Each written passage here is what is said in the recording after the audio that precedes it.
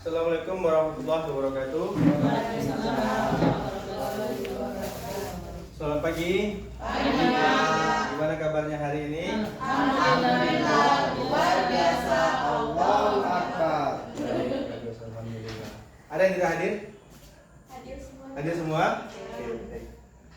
Oke, sebelum kita memulai kegiatan pembelajaran, ada baiknya kita berdoa menurut kepercayaan masing-masing. Berdoa mulai.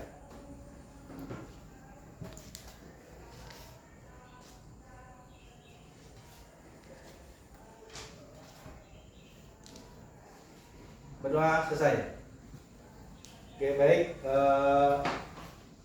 Untuk selanjutnya kita akan melaksanakan ice breaking terlebih dahulu. Ya, ice breakingnya menggambar angka dengan tangan. Oke, kita praktekkan ya. Angka 1 berarti lurus. Angka 2 seperti ini. Angka 3, 4 dan 5. Oke, kita coba. Angka 1, angka 2, angka 3. Oke, sekarang saya minta Bapak Ibu semua berdiri.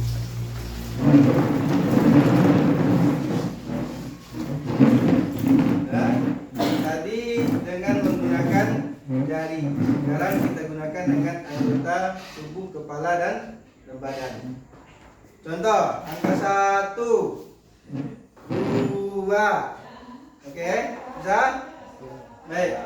Angka 3, angka 4, angka 1. Oke, baik, tepuk tangan untuk kita semua. Oke, baik, sebelum kita masuk ke materi, saya ingin bertanya kepada kita semua. Di sini kalau mengerjakan tugas atau membuat soal menggunakan aplikasi apa biasanya? Canva. Selain dari itu Microsoft Word, oke? PowerPoint apa lagi? Excel. Oke, baik. Nah, oke, materi kita pada pagi ini berkaitan dengan yaitu konsep dasar coding dan kecerdasan artifisial. Yang disampaikan Bapak tadi seperti Canva itu merupakan bagian dari kecerdasan artifisial atau yang sering kita kenal dengan AI. Baik, tujuan pembelajarannya di sini kita setelah mempelajari materi ini kita bisa memahami konsep dasar coding atau pemrograman, kemudian memahami konsep dasar kecerdasan artifisial atau KA atau AI, kemudian mampu menyebutkan contoh penerapan coding dan KA dalam kehidupan sehari-hari. Oke, KA itu kecerdasan artifisial atau yang sering kita dengar AI atau AI atau artificial intelligence. Baik, lanjut. Nah, sekarang apa itu coding? Nah, coding adalah proses menulis serangkaian instruksi dalam bahasa khusus atau bahasa pemrograman yang dapat dipahami dan dijalankan oleh komputer. Nah, bahasa pemrograman yang paling populer itu ada 2, Python dan Scratch. Nah, untuk Python dan Scratch akan kita jelaskan di pertemuan selanjutnya, karena kita sekarang membahas khusus pada konsep dasar saja, pengertian dan apa bentuk dari coding dan kecerdasan artifisial. Kemudian coding membentuk dasar dari semua perangkat lunak dan aplikasi yang kita gunakan. Nah, jadi yang kata siapa nama Pak? Pak Dedi tadi, Canva itu ada karena coding. Nah, begitu gambaran singkatnya seperti itu. Oke, lanjut. Nah, apa itu kecerdasan artifisial atau KA yang sering kita dengar AI atau KI tadi? Nah, KA bisa meniru kecerdasan manusia. KA adalah sistem komputer yang dirancang untuk meniru kemampuan kognitif manusia seperti belajar, berpikir, dan memecahkan masalah. Kemudian otomatisasi cerdas. KA mampu menganalisa data, mengenali pola, dan membuat keputusan tanpa intervensi manusia. Nah, contoh sehari-hari yang kita gunakan yaitu Google Assistant, Siri kalau di Android, Google Assistant kalau di iPhone itu Siri. Kemudian chatbot atau chatbot mungkin kita semua sudah pernah menggunakan. Salah satu contohnya seperti ChatGPT. Ada yang tahu ChatGPT? Ada? Gemini? Oke. Nah, kalau ChatGPT tadi dan Gemini tadi bagian dari chatbot. Contoh sederhana bagaimana penggunaan aktivitas kita.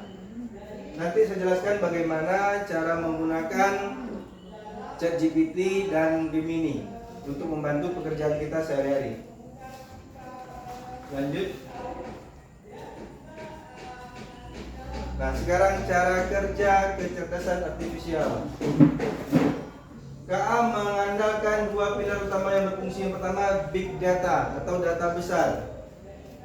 KA dilatih menggunakan volume data yang sangat besar untuk mengenali pola dan membuat prediksi.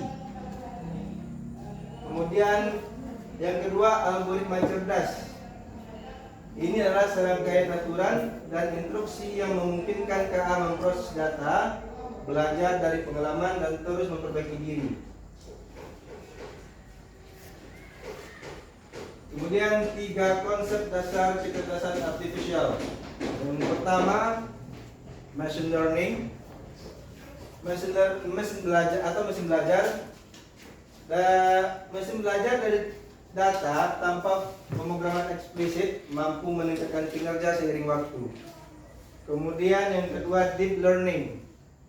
Nah, deep learning di sini bukan yang sering kita dengar ya, tapi bagian dari KA. Nah, deep learning itu bagian sub bidang dari machine learning tadi yang menggunakan jaringan saraf berlapis untuk memproses data kompleks seperti gambar dan suara. Nah, AI itu bisa memprediksi atau membuat baik itu bentuk suara dan gambar, dan ada juga bisa membuat video. Kalau istilah dalam video mungkin kalau deepfake ya, deepfake. Kemudian yang ketiga, neural network, struktur komputasi yang transparansi dari otak manusia, terdiri dari lapisan-lapisan node yang saling terhubung. Nah, sekarang contoh penerapan kecerdasan artifisial. Nah, sekarang chatbot. Yang pertama, chatbot, asisten virtual yang memahami dan merespon bahasa manusia, mengenali wajah atau Face ID, kemudian digunakan untuk keamanan perangkat dan autentikasi. Virtual assistant membantu mengatur jadwal, mencari informasi, dan mengontrol perangkat pintar. Nah, dari 3 contoh penerapan tadi, siapa yang sudah pernah menggunakan? Coba angkat tangannya. Ibu. Oke, ada lagi? Oke, Ibu, Bapak, ada lagi? Oke, berarti sudah hampir semua menggunakan. Baik. Nah, sekarang saya mau bertanya kepada Ibu, siapa namanya? Bu Nuri. Luli ya. Sekarang Bu Luli, di antara 3 itu mana yang sering atau yang pernah Ibu gunakan? Pengenalan wajah. Pengenalan wajah atau Face ID ya. Untuk Perangkat. perangkat. Biasanya cara penggunaannya Jadi kayak autentikasi, misalnya kita mau login misalnya ke Dana, OVO atau aplikasi pembayarannya. Kalau kita pakai untuk password pengenalan wajah, nanti kita harus penanaman jagung baru bisa login. Oke, baik. Terima kasih. Sekarang Bu Abel Sama Pak, dari wajah juga. Oke. Ada lagi yang lain dari pengenalan wajah? Bapak?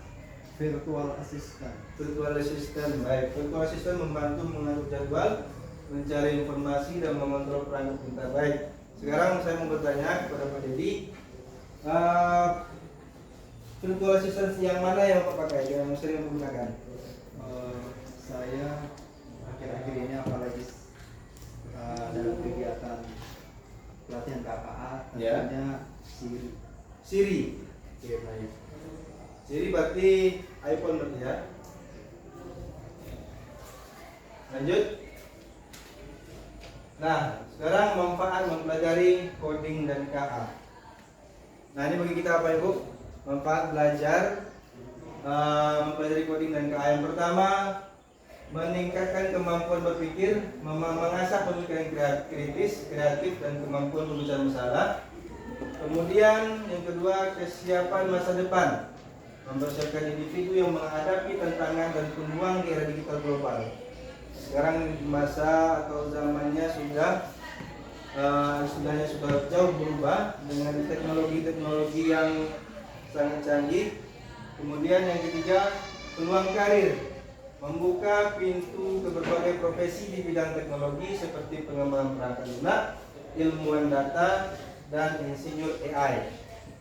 Kemudian yang keempat, inovasi dan adaptasi, mendorong kemampuan untuk berinovasi dan beradaptasi dengan perubahan teknologi.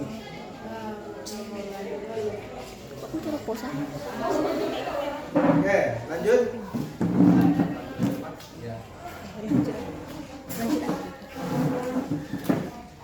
Nah, sekarang saya mengajak Bapak Ibu untuk mempraktekkan penggunaan salah satu kecerdasan artifisial, ya. Sekarang saya minta kepada Bapak Ibu, silakan buka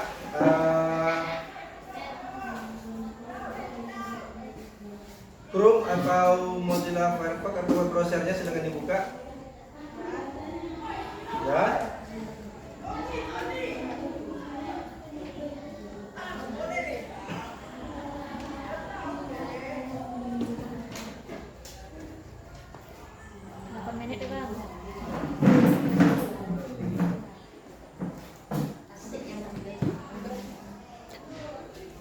Sudah dibuka Bapak Ibu? Sudah?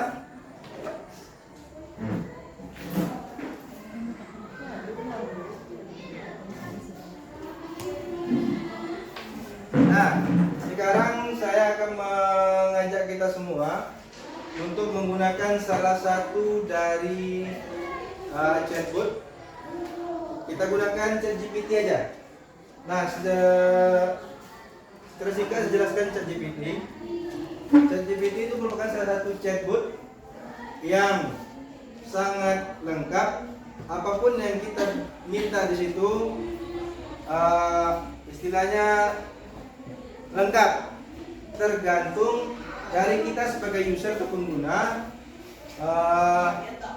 bagaimana cara kita membuat instruksi pada chatbot tersebut.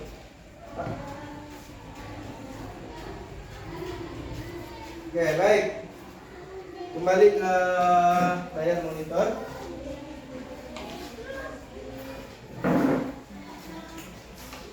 Ebook diketik di search engine-nya atau mesin pencariannya, ChatGPT.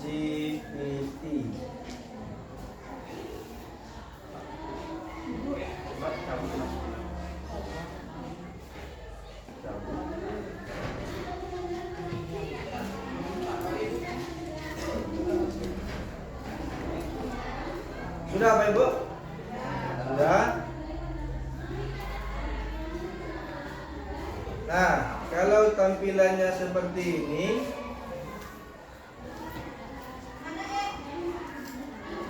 bisa Ibu klik coba ChatGPT.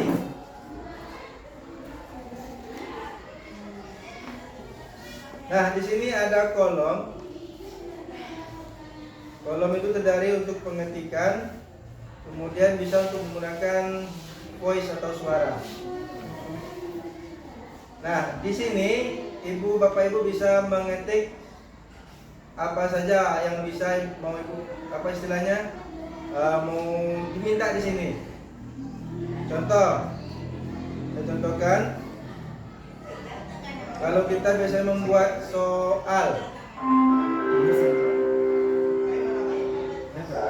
contoh buatkan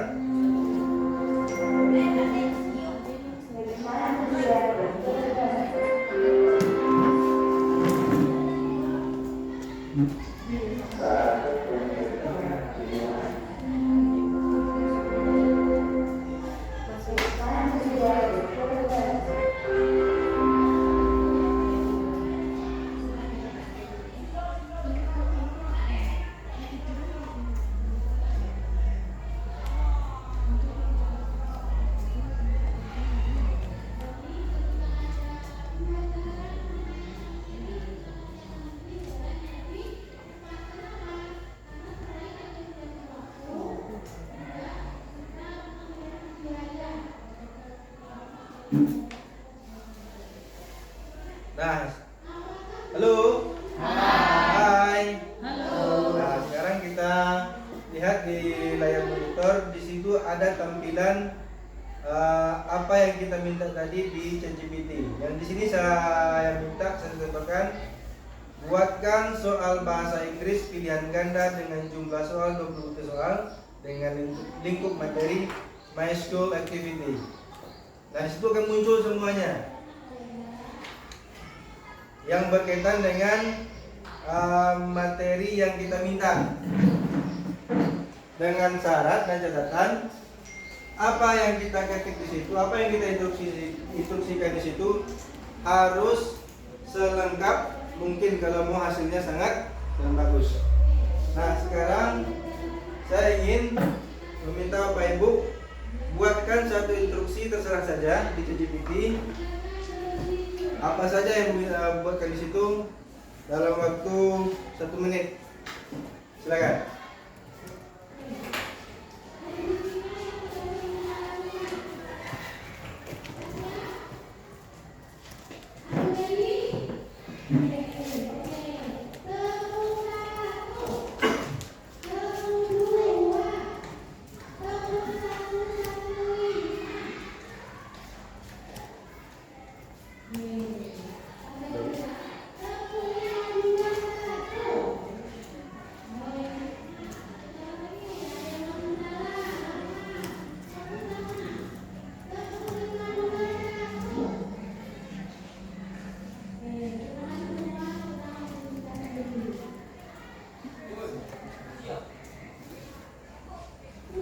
Sudah ada yang bisa?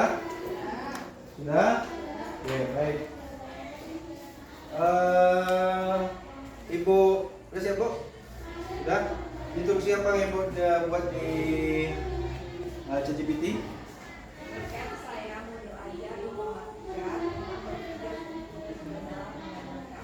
Oke, apa yang muncul di situ?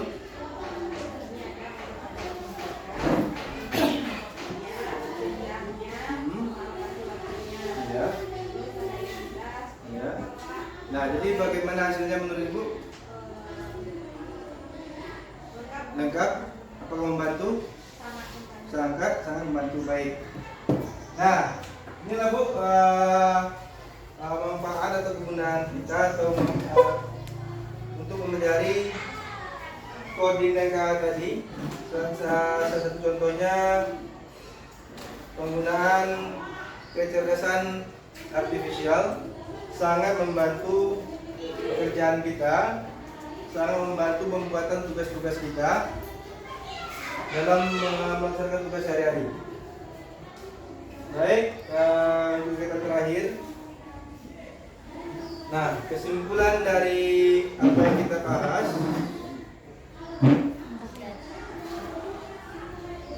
Oke, Bu. Ini nanti tolong. Bisa simpulkan, Bu?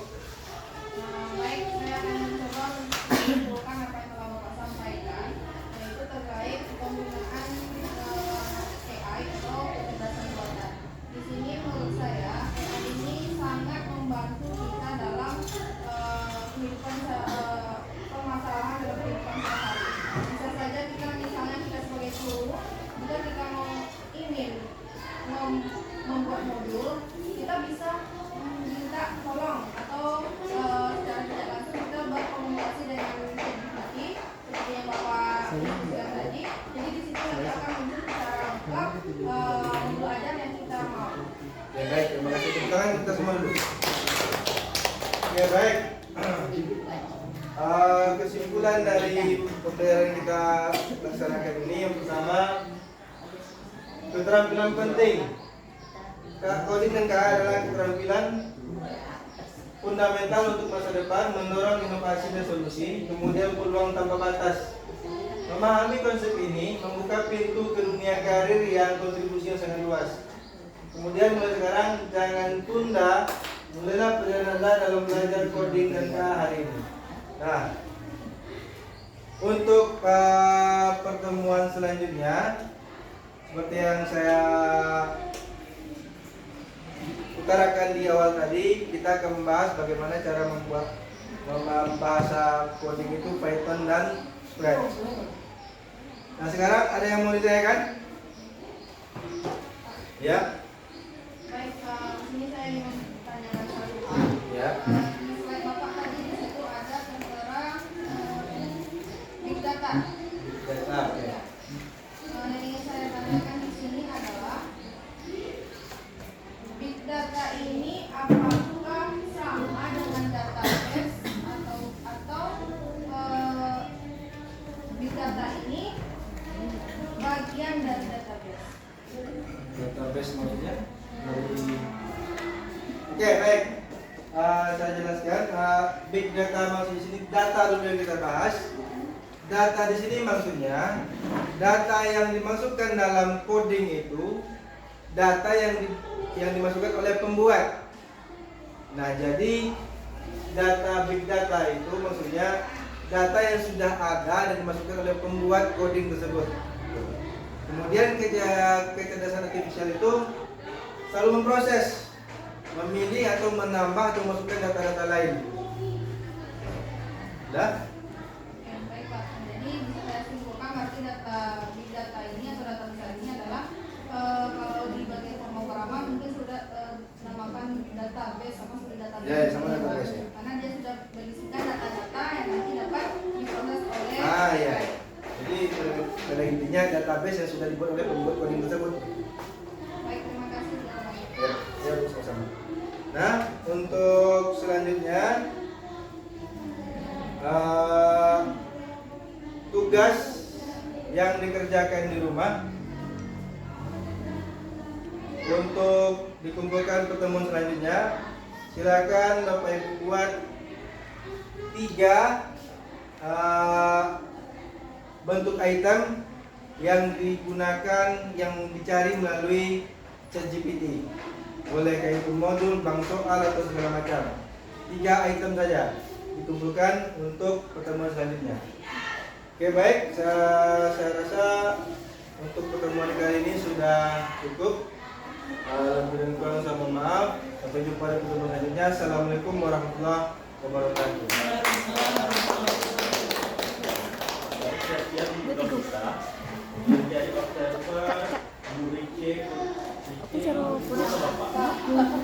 Iko ya, iya, Iko. Iko.